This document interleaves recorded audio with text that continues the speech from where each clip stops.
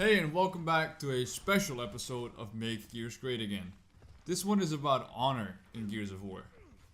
Now, if you've watched all of my previous episodes, you might have noticed the passion that I and many others have for the game. I think all of the veterans can agree that this game holds a very special meaning. More so because it's the only one of its kind that survived this long on such a small package. It's never featured any pay-to-win deals, any must-buy to play DLC, or general scams. Playing for as long as we have, it gives us a certain pride of being part of the game. A lot of us have learned what true competition is through Gears of War, at least the players that started playing on the Xbox 360. The game has an incredible amount of potential that can be unlocked by any player if they choose that path, but it's not without cost, and that's what this video is about. You've heard me talk about it before, about the good old days of Gears of War Versus. That many people used to be super competitive, and we all used to have long playing sessions where we just practiced all day and get better and, most importantly, have fun. I think many of us that were in our teens or 20s treated it almost like a sport that you'd practice for and compete in at your own level. You'd have so many different types of people and nationalities come together and meet through Xbox Live just to play together. I myself remember staying up all night playing King of the Hill on Blood Drive in Gears of War 2. Then going to bed, waking up and seeing that same King of the Hill game still going, but this time with different people. It was an era for Gears of War that bred the strongest willed players you'd ever imagine on a video game.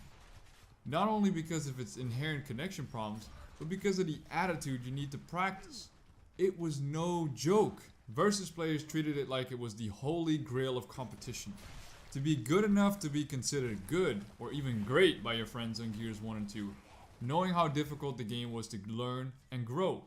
Many times the difference in skill was measured by how well you could handle yourself against multiple opponents and seemingly impossible odds, coming out around top or going down as if it was a life or death situation.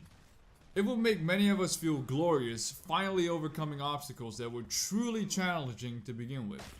But sadly, many players have forfeited honor in change of numbers. Primarily stats and clips have become more popular and sought after than the glorious gunfights when playing.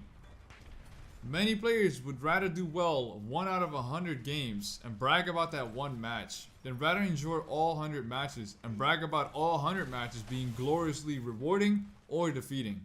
These days, many players don't want to admit honest defeat because it destroys the ego to do so.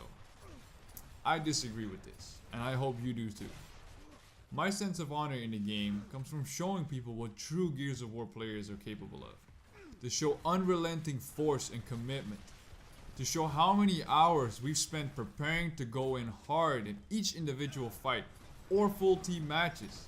I want veterans to become examples that others would want to play against and with. To teach new players the values we learned having to grind our way to the title, but that there may be more of us, and the core of our game lives on. In life, you might just be John or Jane Doe, but on Gears, we are all gladiators, one by one, forced in the fire of combat. Should we truly let that go to waste? I don't think so. So get in the game, give it all you have and then some. Be all you can be and inspire everyone to do the damn same.